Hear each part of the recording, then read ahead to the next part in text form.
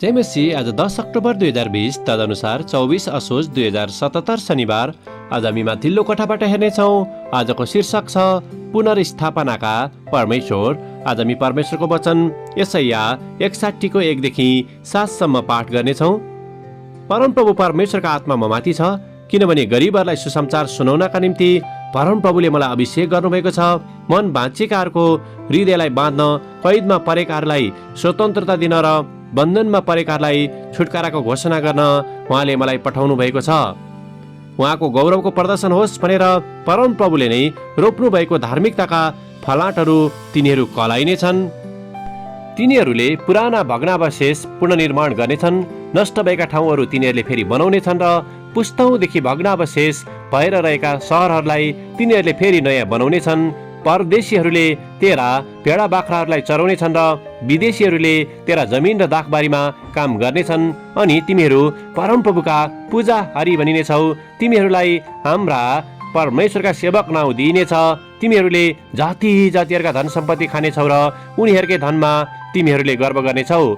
तिनीहरूका शर्मको सट्टा मेरा प्रजाले दोबर पाउनेछन् र अनादरको सट्टा तिनीहरू आफ्ना उत्तराधिकारमा रमाउनेछन्। यसै कारण तिनीहरू आफ्नै देशका दोबर भागका हकदार हुनेछन् र अनन्तको आनन्द तिनीहरूका निम्ति हुनेछ।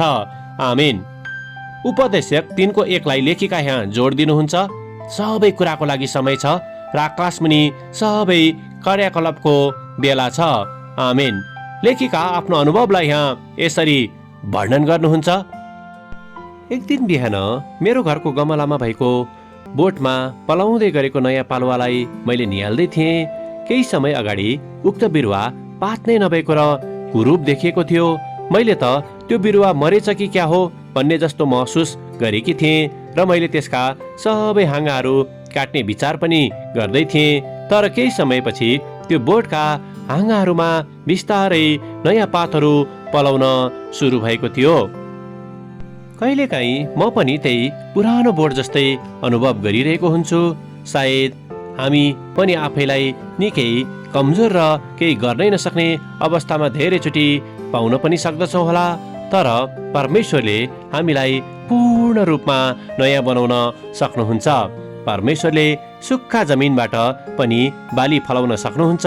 सूर्यमुनि सबै कुराको निम्ति समय छ। परमेश्वरले हाम्रो निम्ति पनि आशिष राख्नु भएको छ। हामी धैर्य भएर विश्वास गरेर परमेश्वरको आशिषलाई प्राप्त गर्न सक्दछौँ। आमेन। आजको विचार, मेरो उजाड जीवनलाई परमेश्वरले पुनर्स्थापना गरेर नयाँ बनाउन सक्नुहुन्छ। प्रार्थना। प्यारो परमेश्वर, हाम्रो अवस्थालाई हामी आफैले भन्दा पनि बढी तपाईले बुझ्नुहुन्छ। यसैले हामी हाम्रा सबै चिन्ताहरू तपाईमा सुम्पन्छौँ, किनकि तपाईले हाम्रो वास्ता गर्नुहुन्छ। येशूको नाउँमा आमेन। आजको लेखिका दीपिका इम्मानुएल सागर, राजस्थान, भारत। आजको प्रार्थनाको विषय हार खाएर बसेका विश्वासीहरूको निम्ति।